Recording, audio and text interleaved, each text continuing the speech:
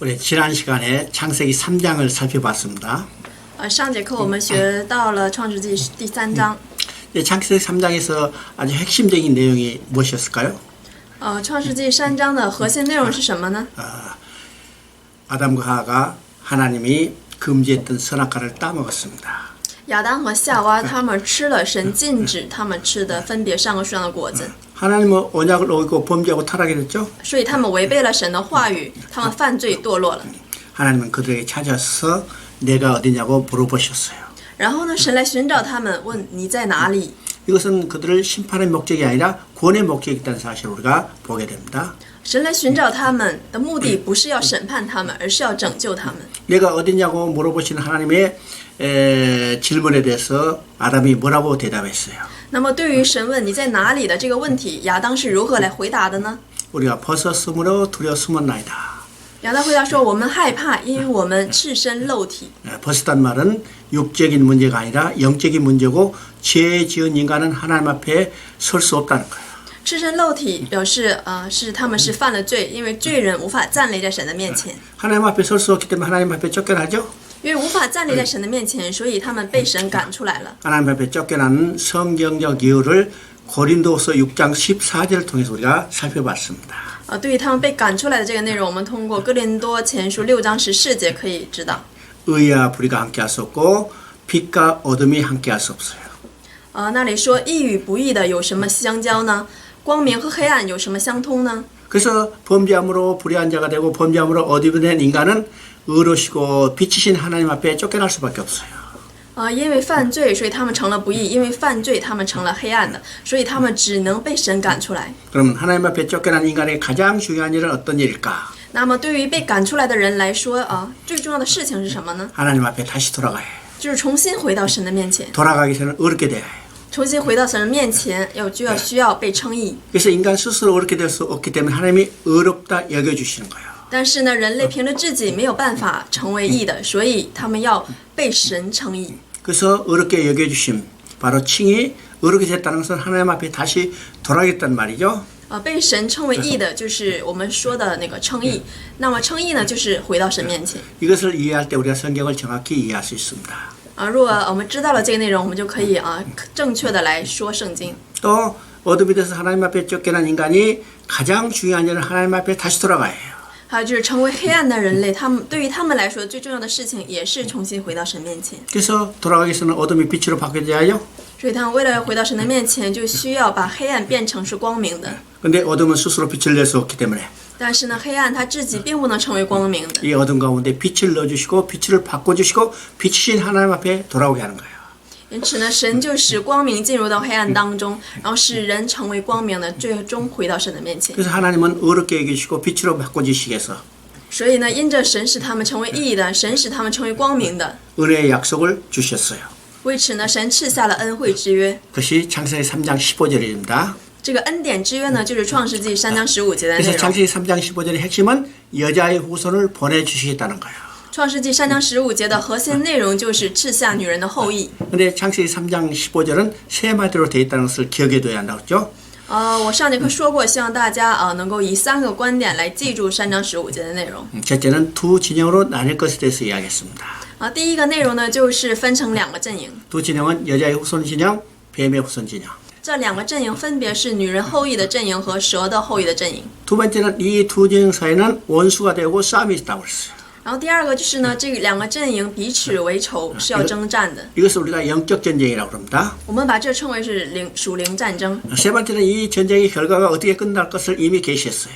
然后第3个就是神启示了这场战争的结果如何。 여자의 후손이 뱀의 머리를 상하게 할 것이다. 女人的后裔要伤蛇的头， 머리를 상하게 한다는 것은 결정적인 승리를 이야기해요. 伤头表示就是决定性的胜利。 그런데 뱀의 후손도 만만히 물러난 게 아니라 끝까지 저항해올 것을 이야기해요. 但是呢，蛇的后裔也不是马上就退去了，而是慢慢的挣扎而退去。 그것이 여자의 후손의 발꿈치를 상하게 할 것이다.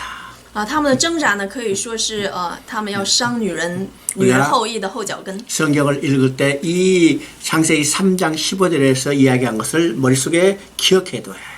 所以在我们读圣经的时候，我们要以创世纪3章15节的这3个观点，把它记在头脑里才行。 그리고 이제 창세기 3장 21절에서 但是创世纪3章21节说， 여호와 하나님께서 아담과 하에게 가죽 옷을 지어 입히신다고 그랬죠. 就是耶和华为他们制作皮衣，然后给他们穿上， 이건 벌거벗은 것을 가려주셔야 해요. 这是在遮挡他们的赤身露体。 가려주시기 위해서 가죽 옷을 지어 입히신다고 그랬죠.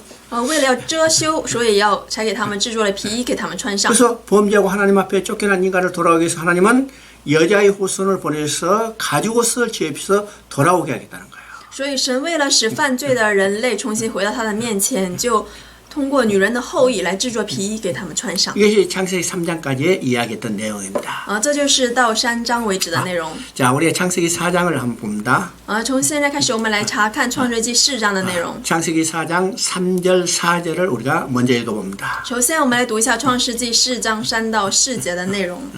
有一日，该隐拿地里的出产为供物献给耶和华，亚伯也将他羊群中头生的和羊的脂油献上。耶和华看中了亚伯和他的供物。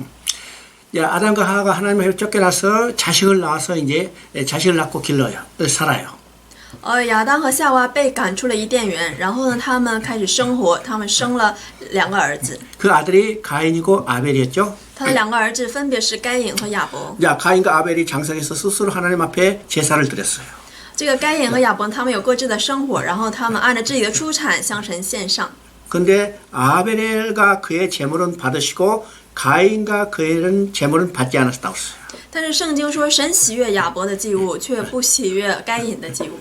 여기는 받으심과 받지 않으심이죠. 这里说是接受还是不接受？ 그러면 받으심과 받지 않음이 어떤 일일까?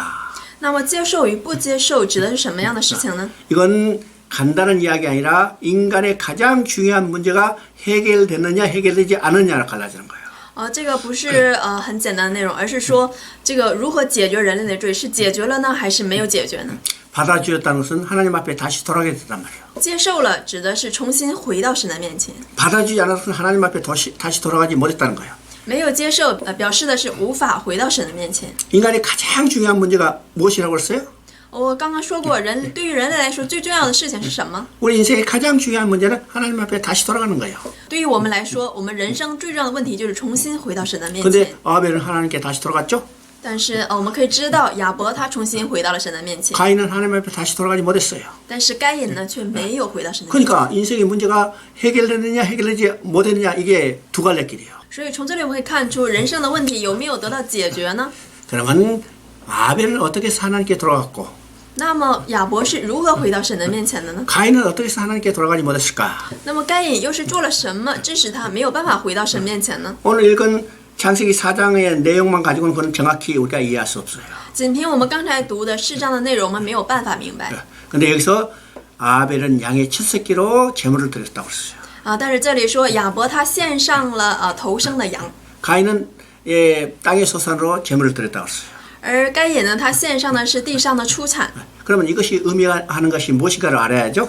那么我们就要知道，这个他们所献的这个到底意味着什么呢？ 그러면 아벨은 어떻게 하나님께 돌아갔을까? 那么亚伯是如何回到神面前的呢？ 이것을 알기 위해서 우리 히브리서 11장 4절을 한번 읽어봅니다. 为了了解这个内容，我们需要查看希伯来书11章4节。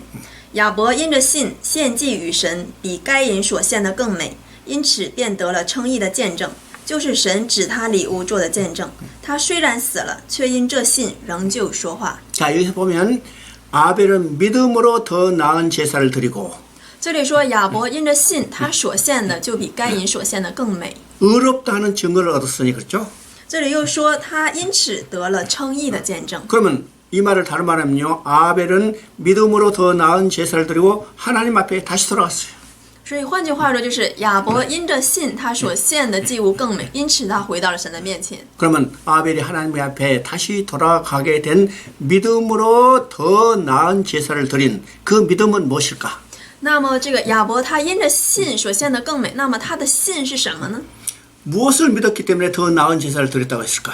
他所信的是什么呢？因此他的祭物更美呢？ 그것으로 인해서 하나님 앞에 다시 돌아가게 됐을까? 他因着什么重新回到了神的面前呢？ 이것을 우리가 알기 위해서는 창세기 3장 20절을 읽어봅니다. 为了了解这个内容，我们需要来读创世纪3章20节的内容。好，我们来读一下创世纪3章20节的内容。亚当给他妻子起名叫夏娃，因为她是众生之母。 자, 아담이 자기 아내 이름을 하라고 지었어요. 亚当给他的妻子起名叫夏娃。 하 이름은 모든 산자의 어머니죠. 夏娃的名字是指众生之母。 그러면 아담이 자기 아내 이름을 하라, 모든 생명의 어미라고 이름을 지어줄 때 이 상황이 어떤 상황이에요? 那么当亚当给他的妻子起名叫夏娃，众生之母的时候，当时的那个状况是什么样的呢？ 범죄하고 하나님 앞에 쫓겨난 절망의 순간이에요.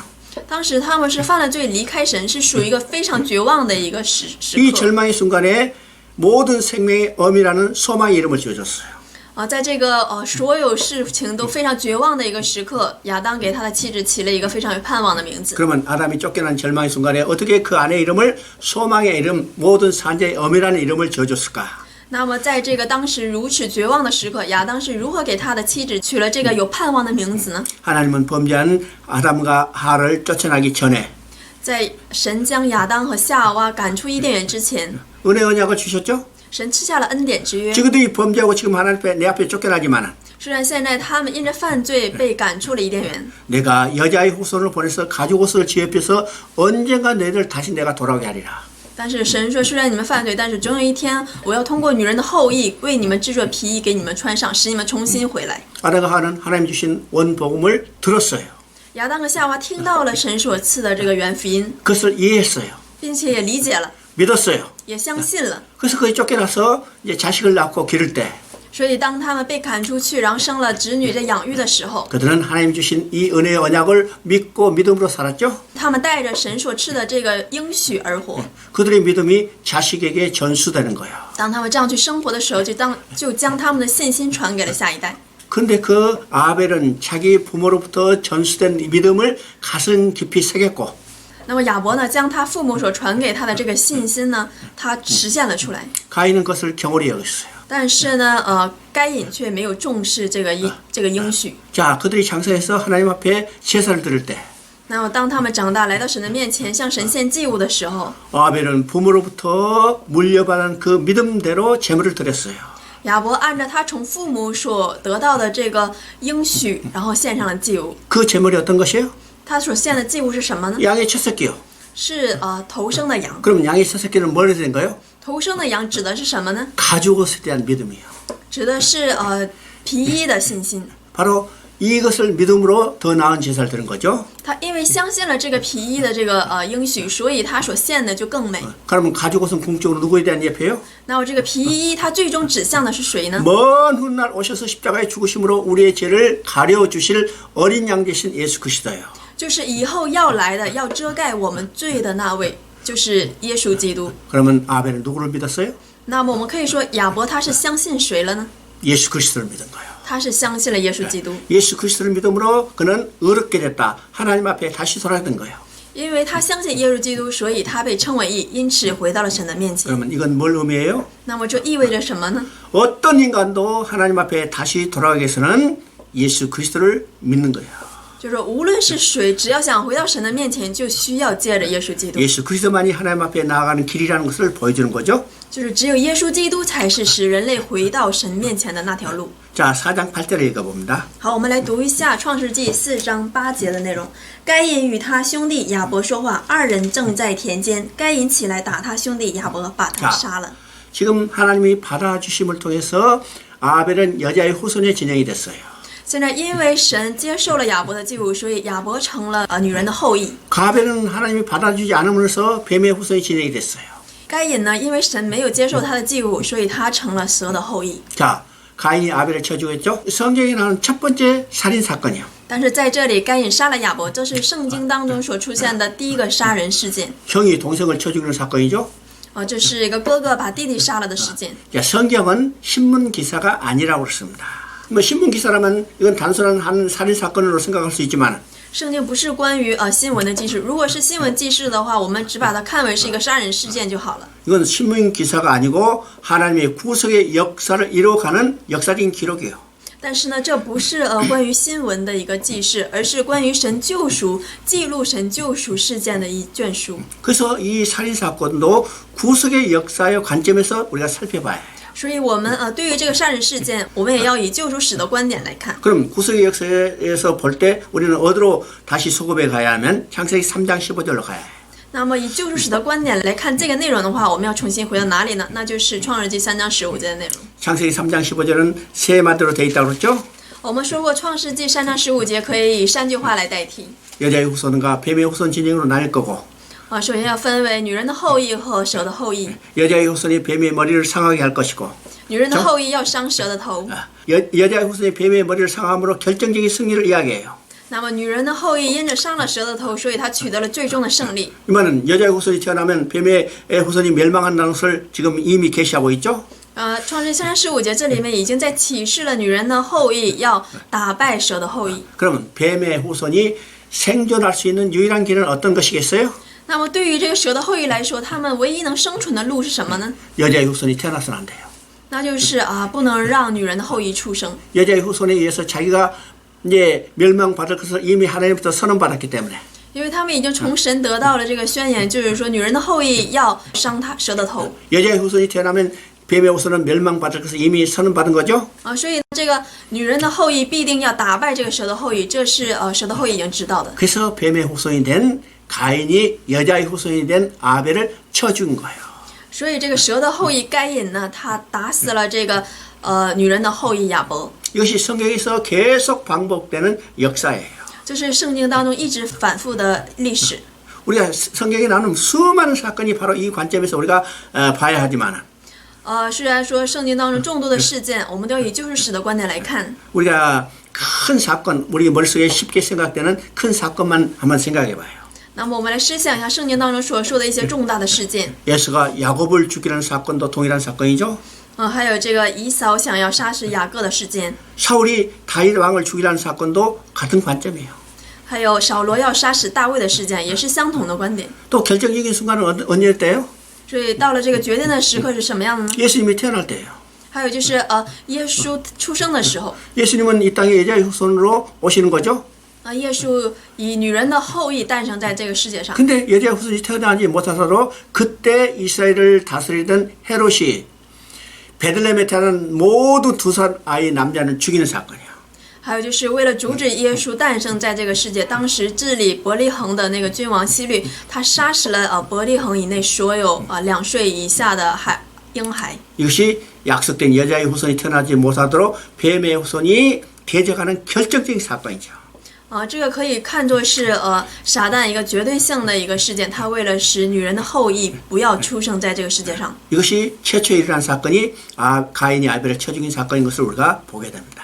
但是关于这个观点上所说的最初的事件呢，就是该隐杀死亚伯的事件。 자, 4장 25절, 26절을 읽어봅니다. 我们来读一下4章25到26节。亚当又与妻子同房，他就生了一个儿子，起名叫赛特，意思说神另给我立了一个儿子代替亚伯，因为该隐杀了他。赛特也生了一个儿子，起名叫以挪士。那时候人才求告耶和华的名。 자, 아벨이 가인에게 쳐 죽은 걸 당했어요. 这个亚伯被该隐杀了。 그러면 여자의 후손이 끊어졌죠? 那么这样来看的话，女人的后裔好像是断了。 그러면 여자의 후손이 끊어졌다면 하나님의 계획은 실패한 것인가? 那么女人的后裔断了，那神的计划是失败了吗？ 우리 이미 살펴봤죠. 하나님의 계획은 절대로 실패하는 일이 없다고 했어요. 之前我们已经查考过了，神的计划绝对不会终止的。 하나님이 자신의 계획을 중단하지 않아요. 神不会终止他自己的计划， 포기하지 않아요. 也不会放弃， 변경하지 않아요. 也不会变更。 반드시 완성하고 끝내시는 거예요. 神必定要完成。 그래서 여자의 후손 아벨이 쳐 죽임을 당했지만 虽然女人的后裔亚伯被杀死了， 하나님 자신의 계획을 성취하기 위해서 但是神为了完成自己的计划， 셋이라는 다른 씨를 주셨어요. 又赐下了一个新的种子，就是赛特。 이제는 여자의 후손이 셋이라는 이 계열을 통해서 태어날 것을 우리가 보게 되는 거죠. 所以从这里我们可以知道，女人的后裔要通过赛特的后裔而出生。 이제 셋이 아들 낳는데 에노스라고 그랬습니다. 这里说赛特生了一个儿子，起名叫以挪士。 에노스라는 의미가 뭘까요? 以挪士的名字是什么意思呢？ 질그릇처럼 부서지기 쉬운 연약한 존재. 以挪士的意思是软弱之人， 또는 병들어서 아무것도 할 수 없는 상태. 就是说他患了病是什么都不能做的一个状态。 이런 의미가 에노스예요. 这样的名字的意思就是以挪士。 그러면 하나님께서 하나님의 일을 성취하기 위해서는 강하고 튼튼한 자를 주셔야 할 것 같은데. 但是我们来思想的话，神要做事的时候，应该选择一个具有强大力量的人才对呀、 에노스와 같이 연약한 자, 병들어서 아무것도 할 수 없는 이런 자들을 주셨어요. 但是呢，神所赐下的人确实像以诺是这样软弱无能，甚至凭着他自己的力量什么都做不了。 왜일까요? 为什么会这样呢？ 우리가 이제 4장 16절과 관련해서 우리가 볼 수 있어야 합니다. 这个是与4章16节相关联的。 자, 4장 16절 한번 我 읽어봅니다. 们来读一下4章16节的内容。于是该隐离开耶和华的面，去住在伊甸东边挪得之地。 자, 우리가 4장 16절을 읽었는데 이 4장 16절에서 가장 중요한 한 단어가 어떤 것이요? 我们刚才读了4章16节，这里最重要的一个单词是什么呢？ 어떤 단어? 什么样的单词呢？ 자, 여기서 하나님을 떠났다고 그랬어요. 这里说离开耶和华的面。 그렇죠?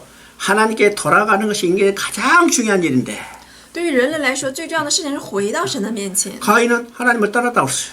而该隐呢却离开了神的面。 전혀 반대로 행했죠?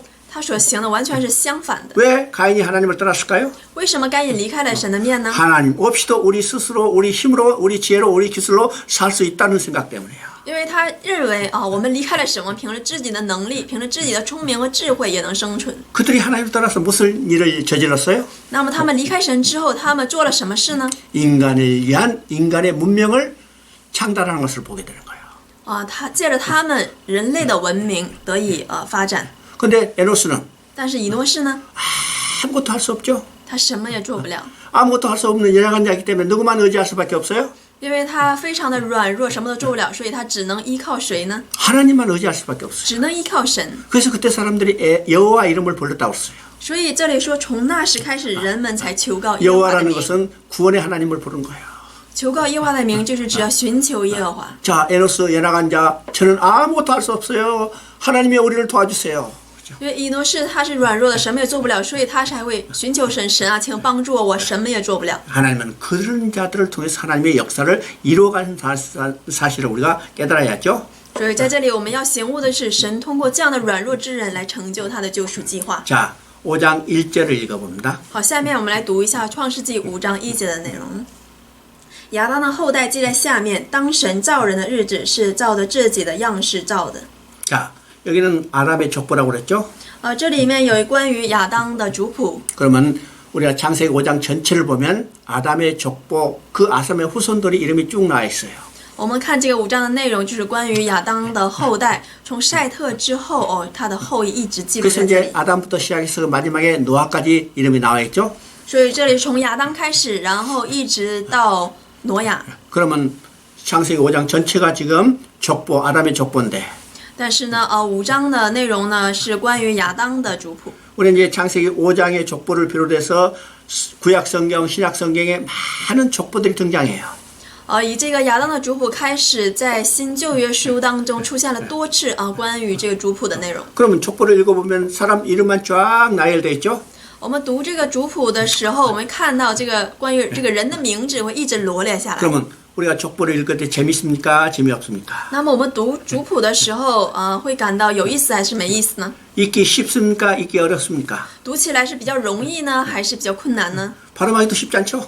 发音都非常的困难。 근데 보세요. 성경에 족보가 여러 군데 등장해요. 但是呢，在圣经当中，关于族谱的内容呢，不在一处，很多地方都出现了。 그러면 재미도 없고 읽기도 어려운 족보를 왜 여러 군데 등장시켰을까? 那么读起来既没意思，然后又发音特别难的族谱，为什么要罗列在圣经各处呢？ 그 의미를 우리가 생각해야 해요.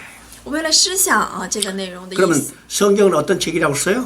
我们要来思想这个问题。那么圣经是一个什么样的书呢？ 디모데후서 3장에 이야기한 대로 성령의 감동으로 기록됐다고 했어요. 就如提摩太后书当中所记录的，圣经都是神所默示的。 그러면 족보는 성경입니까? 성경이 아닙니까? 那么我们说族谱是不是圣经呢？ 어? 是不是圣经内容呢？ 족보도 성경이죠. 族谱也是圣经内容，是 그러면 包含 족보도 在 성령의 감동으로 기록됐어요. 族谱也是按着圣灵的感动所记录下来 그러면 的。 족보를 기록하게 한 성령의 감동이 어떤 것인가를 알아야 우리가 족보를 읽을 때 그 의미를 알게 되는 거예요. 因此，我们需要了解圣灵感动记录族谱时候的意义是什么，这样我们才能够正确的理解族谱的意思。 그러면 족보를 기록하게 하는 성령의 감동을 우리가 크게 두 가지로 이야기할 수 있어요. 那么，因此我们可以说，感动记录族谱的圣灵的感动有2种。 우리가 창세기 3장 15절에 여자의 후손을 보내주시겠다고 했어요. 首先第一个是创世纪3章15节，那里应许说要赐下女人的后裔。 그러면 이 여자의 후손이 어느 날 하늘에서 뚝 떨어진 게 아니고 那么这个女人的后裔呢，不是说某一天突然从天上降下来， 적법한 혈통을 타고 태어나야 그것을 우리가 약속이 성취된 것을 알게 되죠. 而是说按照适当的这个血统传承下来生出来的时候，我们才能够知道这个应许是成就了。 그래서 이 족보는 여자의 후손이 어떤 적법한 혈통을 타고 태어난 것을 보여주는 겁니다. 所以这个族谱呢，是要告诉我们这个将来要来的这个尼赛亚，他是以什么样的一个血统而生下来的。 구약에 나타난 족보를 딱 정리해서 일목요연하게 정리하는 것이 어디예요? 那么我们来整理这个旧约这个所有的族谱的话，它的重点在哪里呢？ 마태복음 1장의 족보예요. 我们来整理这个旧约的族谱，它最终实现在哪里呢？在马太福音1章。 마태복음 1장 1절은 아브라함과 다윗의 자손 예수 그리스도의 세계라고 했습니다. 马太福音1章说亚伯拉罕的后裔大卫的子孙耶稣基督。 구약의 약속하고 예언의 성취로 예수가 그리스도로 태어났다는 거죠. 就是说，按照圣经，按照旧约圣经所启示的，那位耶稣基督他诞生了。 그래서 구약에 보여줬던 이 족보를 이 한마디로 딱 정리하는 거예요. 所以在新约当中，他以一句话来整理了旧约圣经当中所向我们展示的这个弥赛亚。 이것이 첫 번째 성령의 감동으로 기록된 내용입니다. 这个就是第一个圣灵按照感动所记录下来的族谱的内容。 두 번째 이제 족보의 의미는 第二个族谱的意义是什么呢？ 우리가 족보를 읽을 때 첫사람과 족보의 마지막 나온 사람에게 눈길을 돌려줘야 해요. 第二个就是说，我们要将我们的重点放在这个族谱的第一个人和最后一个人。 이 말은 어떤 의미냐면요. 처음 나온 사람과 마지막 나온 사람의 그 안에 있는 모든 역사를 족보로 정리해버리고 就是说，这个第一个出现的人和最后一个出现的人，在他们中间呢，是将这个族谱给整理下来。 이 족보의 마지막 나온 사람을 통해서 하나는 새로운 역사를 전개해갈 하나님의 뜻이 있다는 거예요.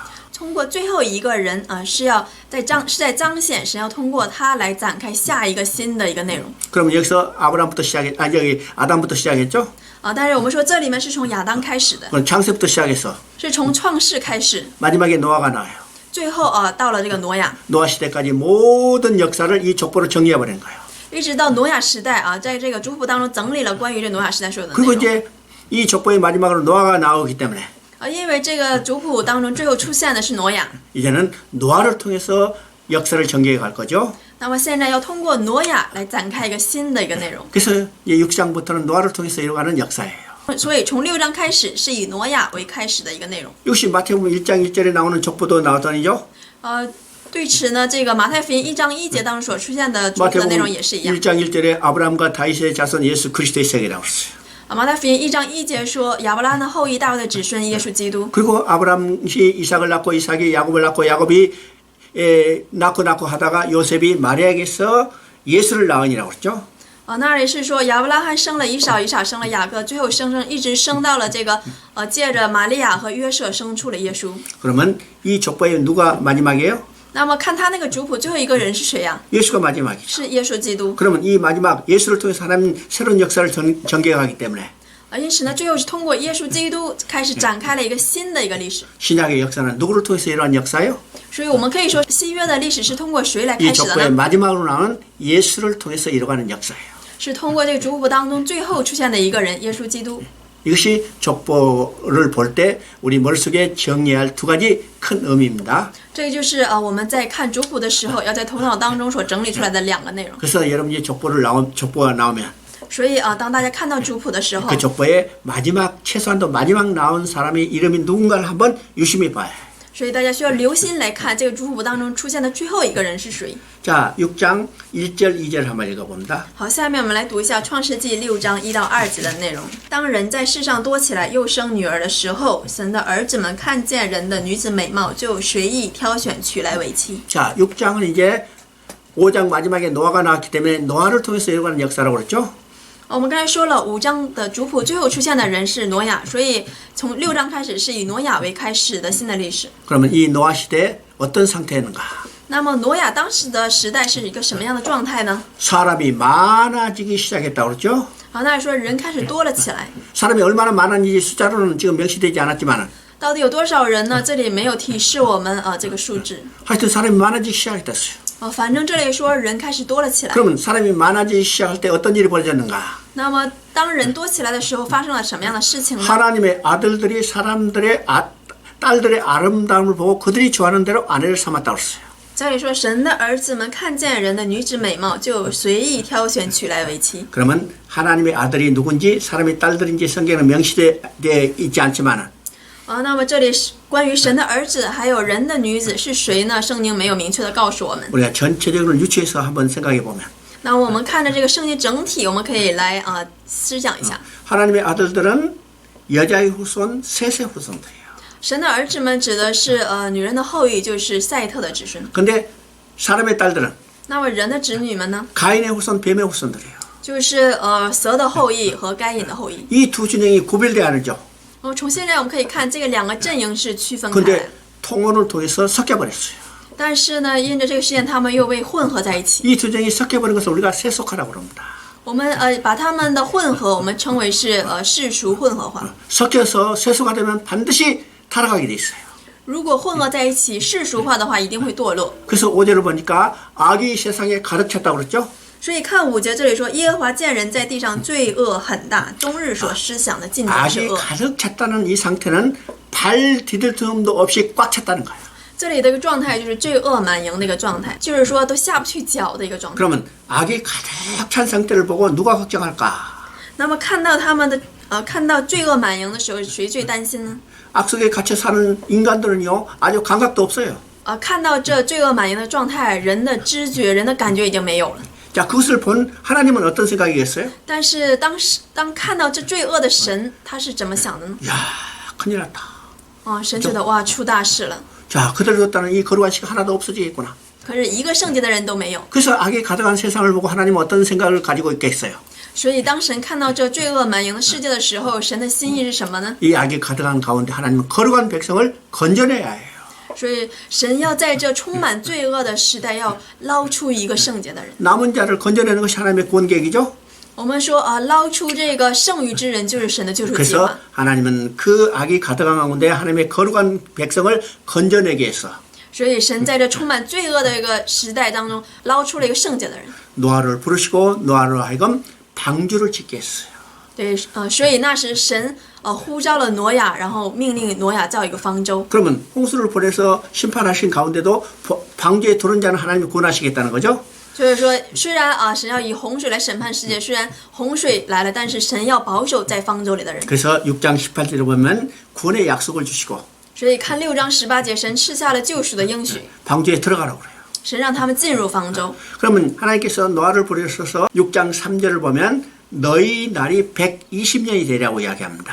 但是我们看6章3节，这里说他的日子可以到120年。 그러면 여기서 120년의 의미가 뭘까요? 那么这里说120年的意义是什么呢？ 어떤 이단 가운데는 110년이 인간의 수명이 120년인데 120년 살지 못하고 죽은 사람의 영혼이 귀신이 되어 떠도는다 이렇게 이야기해요. 有些异端呢说这120年是神给人类的这个性命的一个界限。如果你要是没活到120年的话，那么你的这个灵魂呢就要归到这个地狱，归到撒旦那里去。 우리가 분명히 알아야 할 것은 인간의 수명이 몇 년이라고 어느 곳에서 성경은 명시하고 있지 않다는 거예요. 但是需要我们牢记的就是关于人的寿命，圣经没有一处完全的记录了。 왜일까요? 为什么呢？ 인간의 생명은요 절대적으로 하나님 주권 속에 있기 때문이에요. 因为人的性命呢是完全掌握在神的手中的， 그래서 태어나자마자 죽은 사람도 있고 所以有些人他一出生就夭折了。 성경에 나오는 무드셀라처럼 969살까지 산 사람도 있어요. 还有圣经当中所说的马土沙拉，他活到了969岁。 오늘 우리 생명도 하나님 절대적인 주권이죠. 今天我们的性命也掌握在神的手中。 오늘 이 순간이라도 우리 하나님이 우리를 불러가시면 데려가시면 우리는 갈 수밖에 없어요. 如果神今天要呼召我们走，那我们只能走。 그러면 여기서 120년은 어떤 것일까요? 那么这里面所说的120年是什么概念 하나님은 呢？ 심판의 목적이 있는 게 아니라 구원의 목적이 있다고 그랬죠. 我们说过，神的目的不在于审判，而在于拯救。 악이 가득한 그 세상을 보면 我们看到这个充满罪恶的一个时代， 지금 당장이라도 홍수를 보내서 심판하실 것 같은데 神好像可以马上就赐下洪水来审判他们。 하나님이 그들의 구원의 목적이기 때문에 그들이 회개하고 돌아올 궁일의 시간을 120년 주신 겁니다. 但是呢，但是神的目的不在于审判，而在于救赎，所以神给他们延长了120年的这个一个使他们悔改、回转向神的时间。 하나님 120년만 주신 건가? 神只给了120年吗？ 7절을 보면요. 7장을 보면 두 군데 7일 후라는 말이 나와요. 我们看第7章的话，出现了2个7， 110년 되자마자 홍수를 보내신 게 아니고 不是说一到了120年，神就赐下了这个洪水， 또 7일이라는 시간을 주신 거예요. 神又给了这个关于7的这个时间概 그러면 念。 7자는 어떤 의미요? 那么7是什么意思呢？ 하나님의 완전한 숫자예요. 7呢是一个完全数。 이 말은 어떤 의미일까? 那么这一句话是什么意思呢？ 하나님께서 회개하고 돌아올 충만한 시간을 주시고 就是说神给了他们，让他们悔改，足够他们悔改的一个时间。 기다리고 기다리시다가 神等待又等待， 돌아오지 않은 그들을 드디어 심판하는 거예요. 等待又等待，他们还是不回转，所以神降下了审判。 그러면 홍수 가운데 구원받은 자가 누굴까? 那么在洪水当中得到救赎的人是谁呢？ 노아의 8가족이요. 就是挪亚一家8口。 노아의 8가족이 어떻게 구원받았어요? 挪亚一家8口是如何得到救赎的呢？ 그들은 하나님의 말씀에 순종하여 방주에 들어왔기 때문이에요. 因为他们顺从神的话语，进到了方舟之内。 방주에 들어오지 않는 자들은 但是没有进到方舟的人呢， 홍수로 다 심판받은 거예요. 因着洪水都受到了审判。 그러면 우리가 홍수하면 심판으로만 생각하지만 虽然我们一提到洪水，我们就想到了审判， 하나님의 근본적인 마음은 어떤 것이요? 但是神最根本的心意是什么呢？ 구원의 목적이 있다는 사실을 알아야 합니다. 就是在于拯救。 자, 이 시간에 여기까지 하겠습니다. 这个时间到这里。